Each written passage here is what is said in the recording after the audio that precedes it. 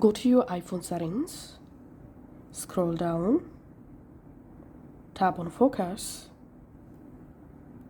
tap this plus icon to create a new focus, select gaming, tap on customize focus, scroll down, tap on add schedule, select app. Now scroll down and select the game. In which game you want to block notifications when you are playing the game. For example, I'm selecting Roblox.